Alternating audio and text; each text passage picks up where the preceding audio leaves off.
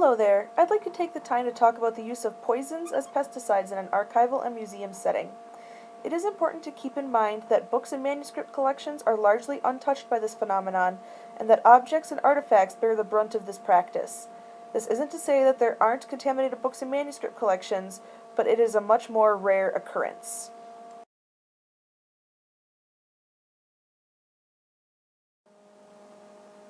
It is important to understand the history of poison use before discussing management strategies.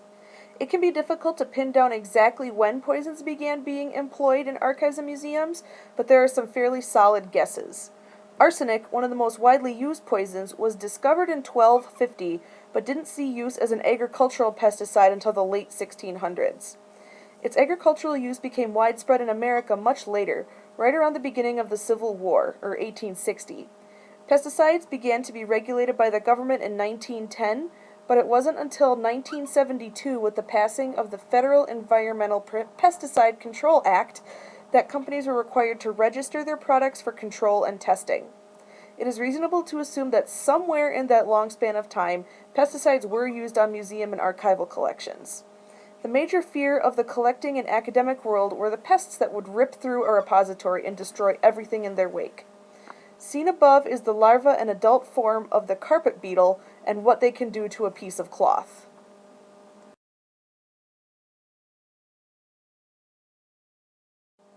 How does the analysis process even begin? The first step is to identify collections that may have been good candidates for a pesticide treatment.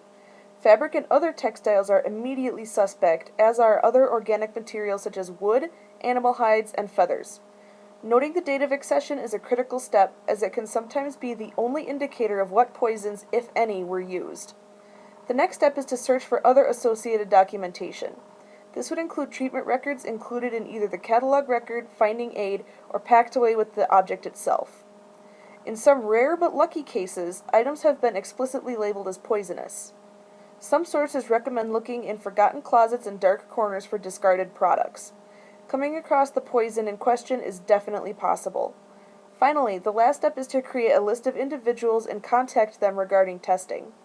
Cultural experts will be able to give a history of the item and common preservation issues. Chemical experts such as chemists will be able to administer or advise on the best testing methods. Health experts such as industrial hygienists and medical toxicologists can advise on handling and, heaven forbid, treatment methods.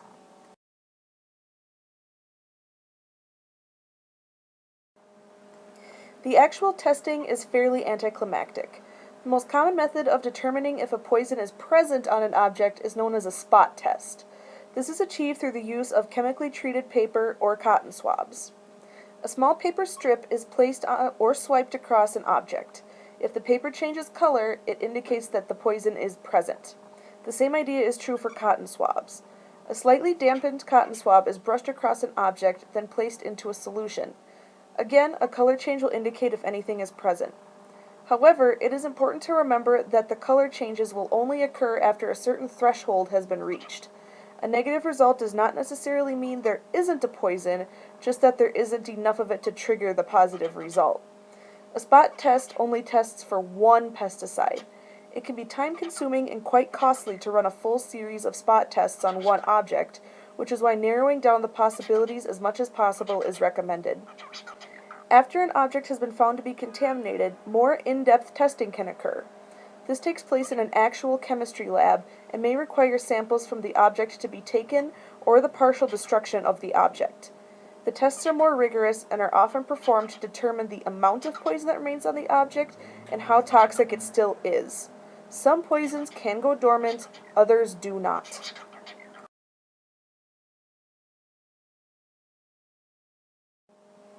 I would like to wrap up with some final thoughts. The first I would like to talk about is NAGPRA. While it was widely known that pesticides had been used in the past, the issue really came to light in 1990 when NAGPRA, the Native American Graves Protection and Repatriation Act, was passed. Sacred objects were being returned to the tribes without having been tested. The Arizona State Museum was the first to conduct research and created a number of resources for the testing and repatriation process. Still, First Nations are continually devastated when they learn their sacred items are unusable and dangerous. Cultural experts are extremely important resource when handling contaminated First Nation collections, and clear communication between the nation and the repository is critical. The reason things are poisoned in the first place is due to the practice of prevention. The idea was that it was far better to prevent an infestation than to find one taking over the place. This is especially important when considering insect life cycles. Some insects can be dormant for up to 4 years before hatching and wreaking havoc. Today, the best methods of insect management have been quarantining, along with exposure to high heat, freezing, or oxygen-deprived environments. It is important to have a plan in place for these situations. It is also recognized that not all repositories have the money for this type of thing. See if your repository does, and if not, see if they do have a plan in place for pest work. Thank you for listening to my presentation.